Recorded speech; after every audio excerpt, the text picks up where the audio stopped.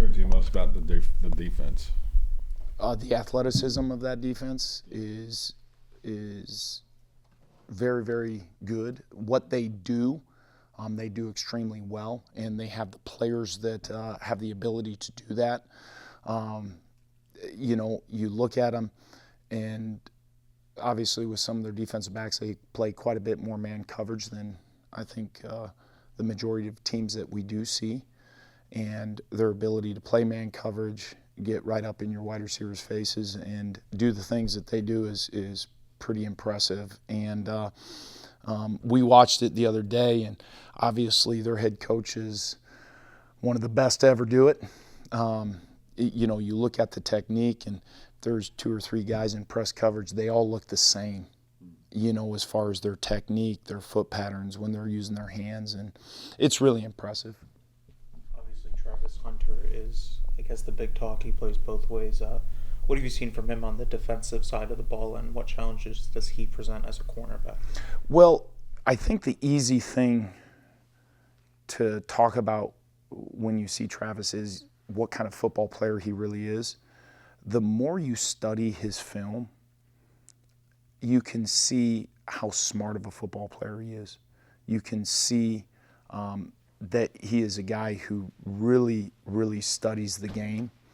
Some of the techniques that he uses, I don't think a lot of corners in this country can get away with. And because of the type of player that he is, because of what I would anticipate the type of preparation that he puts forth, he just makes some phenomenal plays where, there's a pick against Baylor where I thought that was against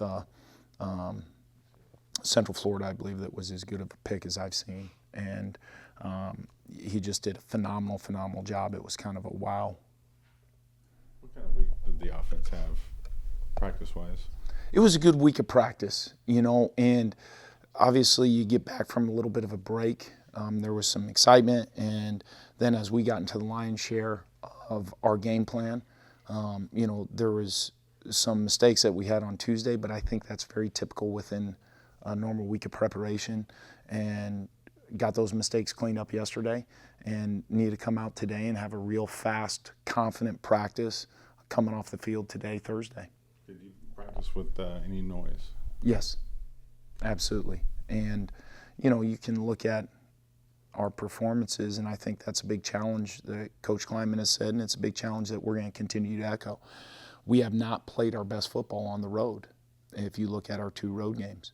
And it's something that we need to continue to work towards is, whatever may be the distraction, maybe getting out of a normal routine that happens when you get on the road.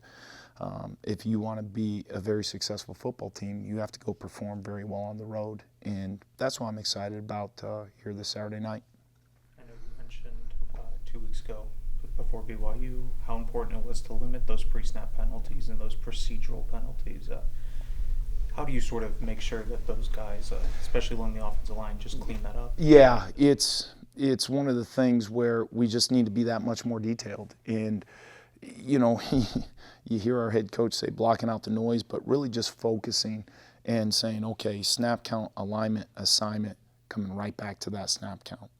And so that's been something that has been discussed, certainly, even you go back a week ago, whether you're at home or whether you're on the road. And I know this is going to be a sold-out crowd in another night game, and those fans certainly have a lot to cheer about, and I would anticipate that they're going to be a pretty raucous bunch.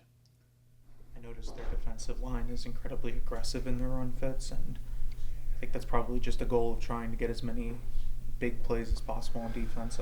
What have you seen from that defense? Yeah, what you see is a ton of athleticism, a ton of activity, guys who hold up really well on double teams.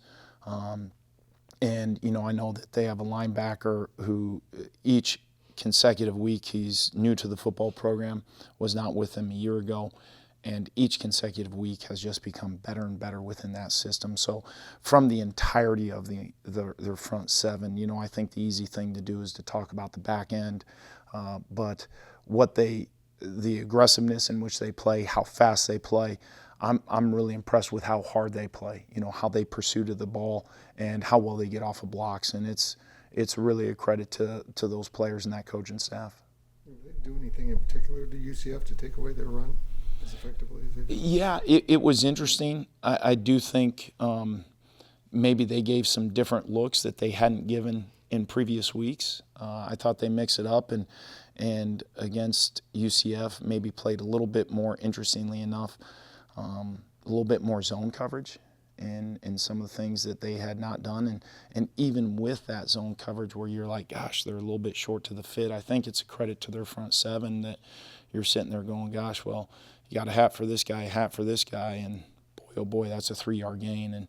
And I think it's their coaches' confidence, and rightfully so, in their front seven to get the job done without bringing, quote unquote, maybe an extra hat or an extra 2 hats down into the fit. I know their defensive coordinator comes from the NFL, where he spent close to, I think, 10 years. Mm-hmm.